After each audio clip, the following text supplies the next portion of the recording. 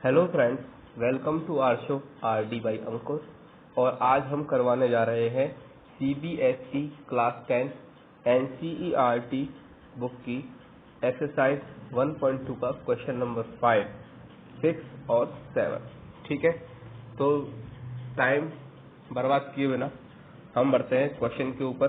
तो question number 5 है, check whether 6 raised to power n can end with the digit 0 for any natural number n।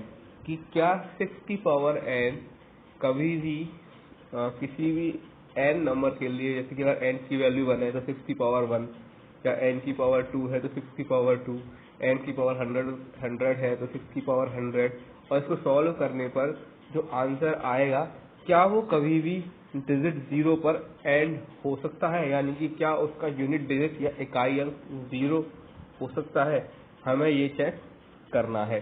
तो अपन जानते हैं कि अगर किसी भी डिजिट के अंदर लास्ट में 0 आ रहा हो तो वो डिजिट जो है 2 और 5 दोनों से ही डिविजिबल होगी। अपन जानते हैं या नहीं जानते हैं? यानी कि अगर नॉर्मली अपन अगर 10 लेते हैं तो 10 के अगर प्राइम फैक्टर करें तो उसमें 2 into 5 आता है, यानी कि उसमें 2 और 5 दोनों का ही होना बहुत ज़रूरी है अगर आपको किसी भी नंबर का यूनिट डिजिट 0 चाहिए तो। ठीक है, तो यानी कि उसके प्राइम फैक्टर्स में क्या आना चाहिए, नंबर के प्राइम फैक्टर्स में 2 और 5 दोनों का ही होना बहुत ज़रूरी है। अगर 2 और 5 दोनों हैं तभी वो डिविजिबल हो, मतलब उसके लास्ट में 0 आएगा। अगर 2 नहीं है तो भी 0 नहीं आएगा, 5 नहीं है तो भी 0 नहीं आएगा, और 2 और 5 दोनों ही नहीं है तो भी 0 नहीं आएगा। तो इसी कंसेप्ट पर हम चेक करते हैं कि क्या 6 की पावर n कभी भी 0 पर एंड हो सकता है। तो देखिए, हमारे पास है 6 की पावर n तो हम जानते हैं 6 क्या होता है, 2 into 3। तो 6 की power n is equal to 2 into 3 की होल पावर n, और पावर को फिर हमने अलग अलग किया तो क्या हुआ, 2 की पावर n इंटू 3 की पावर n। यहाँ पर 2 तो आ गया लेकिन यहाँ पर 5 ही नहीं है, और मैंने पहले ही कहा था कि अगर 5 नहीं होगा और 2 ही होगा तो भी कभी एंड में 0 नहीं आएगा। 2 और 5 दोनों का ही होना बहुत ज़रूरी होता है। ठीक है, तो हम क्या लिखेंगे, since there is no 5 in the prime factorization of 6 की पावर n। 6 की पावर n के हमने प्राइम फैक्टर किए तो वहाँ पे 5 है ही नहीं, कोई 5 नहीं है वहाँ पे। तो हैंस 6 की power n never and with the digit 0 for any natural number n। तो 6 की पावर n जो है कभी भी किसी भी नेचुरल नंबर के लिए कभी भी 0 नहीं हो सकता है। ठीक है, तो आपको ये सवाल समझ में आ गया होगा। तो अब हम बढ़ते हैं क्वेश्चन नंबर 6 की तरफ। तो क्वेश्चन नंबर 6 है कि explain why 7 into 11 into 13 plus 13, आगे 3 डिजिट्स में मल्टीप्लाई है, उसके बाद लास्ट डिजिट प्लस हो रही है, and 7 into 6 into 5 into 4 into 3 into 2 into 1, और उसके बाद से प्लस हो रहा है 5। आपको अगर दिख रहा हो तो यहाँ पर ये वाली वैल्यू है, फिर प्लस ये वाली वैल्यू है, यहाँ पर ये वाली वैल्यू है, प्लस 5 है। Are composite number. तो हम जानते हैं नंबर दो तरीके के होते हैं, प्राइम नंबर और कॉम्पोजिट नंबर।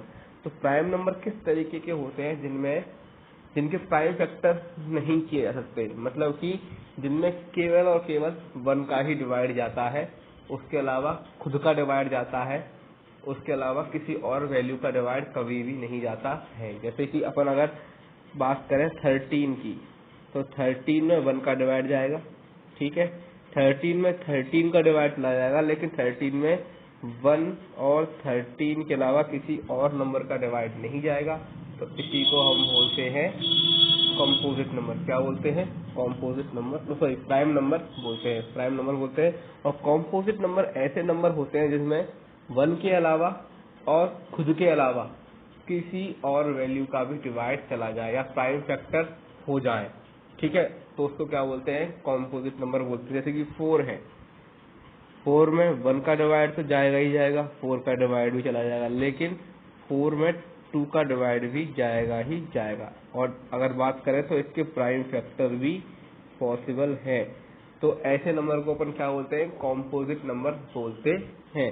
तो यानी कि अगर हमको चेक करना है कि ये नंबर कॉम्पोजिट है या नहीं, तो इसके फैक्टर्स हो जाने चाहिए, और ये नंबर कॉम्पोजिट है या नहीं, तो इसके भी क्या होने चाहिए, फैक्टर्स हो जाने चाहिए, खुद के अलावा और 1 के अलावा।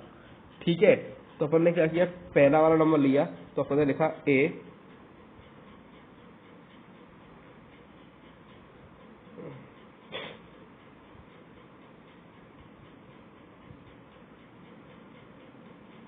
नंबर लिया अपन ने a, नंबर है 7 × 11 × 13 + 13। तो अगर मैं गौर करूं तो इस वाली डिजिट में से और इसमें से 13 कॉमन आ जाएगा, क्योंकि बीच में क्या हो रहा है, प्लस हो रहा है, तो अभी 13 कॉमन आ सकता है। तो जैसे ही मैं 13 कॉमन लूंगा तो 13 से 13 कट जाएगा, तो केवल क्या आ जाएगा, 7 × 11, और 13 में क्योंकि कटा है तो × 1 भी आ जाएगा। ऐसे ही जब प्लस की जगह प्लस आ गया, दिख रहा होगा, और जब 13 में डिवाइड दूंगा तो कितना आएगा, 1। यानी कि इस नंबर के हमने फैक्टर कर दिए, एक फैक्टर तो हुआ ये और सेकंड फैक्टर हुआ ये। और मैंने कहा था कि जिस नंबर के फैक्टर्स या प्राइम फैक्टर्स हो जाते हैं उसी को ही हम क्या बोलते हैं, कॉम्पोजिट नंबर बोलते हैं। यानी कि खुद के अलावा और 1 के अलावा अगर कुछ और वैल्यू प्राइम फैक्टर में आ रही है, फैक्टर में आ रही है, तो वो कॉम्पोजिट नंबर हो जाता है। तो यहाँ पे देखा है एक तो फैक्टर हुआ 13 और अदर फैक्टर हुआ, ये पूरी की पूरी वैल्यू सॉल्व कर लेंगे तो कुछ ना कुछ आ जाएगा। तो यानी कि ये क्या है, कॉम्पोजिट नंबर है। तो since factors are possible of the given number, क्योंकि फैक्टर्स पॉसिबल है तो hence given number is composite number. कुछ नहीं किया, केवल कॉमन ले लिया, कॉमन ले लिया इसका मतलब क्या, कॉमन जब आ रहा है तो यानी कि वो फैक्टर हो रहा है, तो फैक्टर पॉसिबल है, फैक्टर पॉसिबल है तो गिवन नंबर क्या है, कॉम्पोजिट नंबर है। अब हम ऐसे ही करते हैं सेकंड क्वेश्चन। तो सेकंड क्वेश्चन है इसका 7 × 6 × 5 × 4 × 3 × 1 और +5, बीच में प्लस लगा हुआ है तो देखा है तो 5 दोनों में से ही कॉमन आ रहा है, तो दोनों में से कॉमन ले लिया तो क्या रह जाएगा, 7 × 6, 5 में डिवाइड दिया 1, तो 7 × 6 × 1 × 4 × 3 × 2 × 1, तो × 4 × 3 × 2 × 1, और प्लस की जगह प्लस और 5 में डिवाइड देंगे तो 1 है। ठीक है, तो उसका मतलब क्या हुआ, since factors are possible of the given number hence given number is composite number. बहुत ही इजी है इस चीज को समझना, जैसा कि आप देख पा रहे हैं। अब हम बढ़ते हैं अगले क्वेश्चन की तरफ। तो अगला क्वेश्चन है क्वेश्चन नंबर 7 और एक्सरसाइज 1.2 का लास्ट क्वेश्चन है। तो इसको बहुत ध्यान से समझना, थोड़ा सा दिखने में थोड़ा लेंदी लग रहा है लेकिन लेंदी है नहीं। ठीक है, तो वो कह रहा है there is a circular path, एक सर्कुलर पाथ है अराउंड द स्पोर्ट्स फील्ड, एक स्पोर्ट्स फील्ड के चारों तरफ सर्कुलर पाथ बना हुआ है। Sonia takes 18 minutes to drive 1 round of the field. तो वो कह रहा है कि सोनिया ने फील्ड के एक चक्कर लगाने में 18 मिनट लगाए, while Ravi takes 12 minutes for the same, जबकि रवि ने उसी एक चक्कर को लगाने में 12 मिनट लिए। सोनिया ने लिए 18 मिनट और रवि ने कितने लिए, 12 मिनट लिए। Suppose they both start at the same point and eight the same time, suppose they both start at the same point and eight the same time, suppose किया, और and go in the same direction. तो उन्होंने क्या माना कि उन्होंने एक ही point से एक ही टाइम पे और एक ही डायरेक्शन में चलना स्टार्ट किया और इसी स्पीड से चालू किया। ठीक है, तो after how many minutes will they meet again at the starting point. तो वो फिर से स्टार्टिंग पॉइंट पर जब वो स्टार्ट हुए तो उससे कितने मिनट बाद या कितनी देर बाद फिर से उसी स्टार्टिंग पॉइंट पर मिलेंगे, क्या करेंगे, मिलेंगे।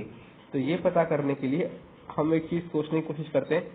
सपोज कीजिए ये एक सर्कुलर फील्ड है और ये है वो स्टार्टिंग पॉइंट। ठीक है, तो सबसे पहले जब सोनिया चली तो सोनिया ने 18 मिनट में ये चक्कर पूरा किया। कितने मिनट में, 18 मिनट में।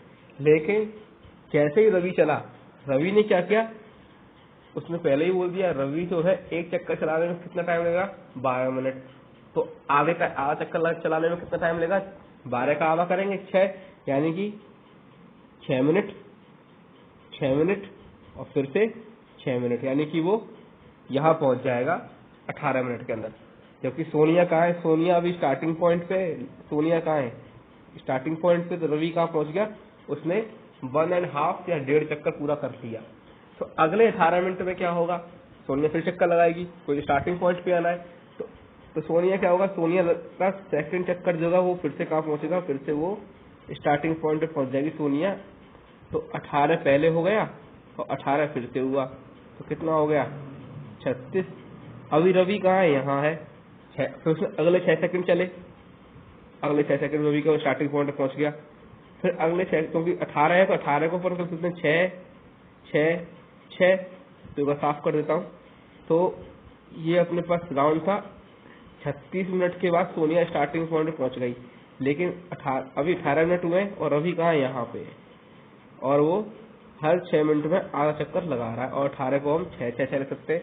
तो पहला 6 जब होगा तो रवि का पहुंच जाएगा यहाँ स्टार्टिंग पॉइंट पे, अगले 6 पे क्या होगा, रवि फिर से कहाँ हो जाएगा, फिर से यहाँ पहुंच जाएगा, और अगले 6 में क्या होगा, रवि कहाँ पहुंचे, फिर से स्टार्टिंग पॉइंट पे। यानी कि 36 मिनट बाद रवि और सोनिया आपस में मिल गए। तो जब भी इस तरीके का सवाल आए कि हमेशा कोई भी चीज एक ही टाइम से स्टार्ट हो तो कितने टाइम बाद आपस में मिलेंगी, तो हमेशा हम क्या निकालते हैं, एलसीएम निकालते हैं। क्या निकालते हैं, एलसीएम निकालते हैं। ये चीज हमें बिल्कुल याद रखनी है। तो क्योंकि एलसीएम में ही क्या होता है, एलसीएम ही एक ऐसी चीज होती है जिसमें जो एलसीएम आता है वो या तो किसी एक वैल्यू के बराबर आएगा, जिन वैल्यूज का हम एलसीएम निकाल रहे हैं उनमें से किसी एक वैल्यू के बराबर आएगा, या फिर उससे क्या चला जाएगा, बड़ा चला जाएगा उन सभी वैल्यूज से। ठीक है, तो यहाँ अभी अपने आंसर में कितना आंसर आया था अपने पास, अभी 36 आंसर आया था, और वैल्यूज क्या क्या है, 18 या 12।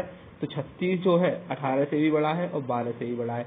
तो सिंपल सी बात है, एलसीएम निकालते हैं। और अगर छोटी होती है वैल्यू, अगर छोटी दिखती है, छोटी वैल्यू चाहिए, तो वहां पे हम HCF निकालते हैं। मतलब सारी चीजें अपनी थिंकिंग प्रोसेस पर डिपेंड करती हैं। तो सीधी सीधी बात है, तो LCM of 18,12 gives the minute, वो उतना समय दे देंगे कि they will meet again at the starting point, की वो कितने समय के बाद अपने स्टार्टिंग पॉइंट पर मिलेंगे। तो एलसीएम निकालने के लिए सबसे पहले अपन क्या करेंगे, 18 और 12 के प्राइम फैक्टर्स करेंगे। तो 18 के प्राइम फैक्टर्स जब किए, 18 के प्राइम फैक्टर्स क्या हुए, 2 इंटू 3 इंटू 3, और 12 के प्राइम फैक्टर्स क्या हुए, 2 इंटू 2 इंटू 3। ठीक है, तो अब देखा पहले कि कॉमन क्या है, क्योंकि कॉमन पार्ट क्या होता है, HCF होता है, और LCM तभी लिख सकते हैं जब हमें HCF पता। तो सबसे पहले अपन ने देखा कॉमन पार्ट क्या है, तो ये वाला 2 और ये वाला 2 कॉमन है, ये वाला 3 और ये वाला 3 भी कॉमन है, यानी कि 2 इंटू 3 तो क्या हुआ, कॉमन पार्ट हुआ। तो एलसीएम में सबसे पहले लिखा अपन ने जो कॉमन पार्ट है, उसके बाद लिखा नॉन कॉमन पार्ट। तो ऊपर वाले में नॉन कॉमन क्या है, ये 3, तो ये 3 आ गया, और नीचे वाले में नॉन कॉमन क्या है, 2, तो ये 2 आ गया। इनका मल्टीप्लाई करने पे कितना आया, 36 मिनट्स आया। तो hence they will meet after 36 minute again at the same point, की वो 36 मिनट बाद आपस में मिल जाएंगे। तो ये बहुत ही सिंपल प्रोसेस थी समझने की। तो इसके साथ ही हमारी एक्सरसाइज 1.2 खत्म होती है। अगर आपको समझ में आया हो, पसंद आया हो, तो प्लीज़ हमारे चैनल को सब्सक्राइब कीजिए, हमारी वीडियो को लाइक कीजिए और अपने फ्रेंड्स को शेयर करना बिल्कुल भी ना भूलिएगा। जय हिंद, जय भारत।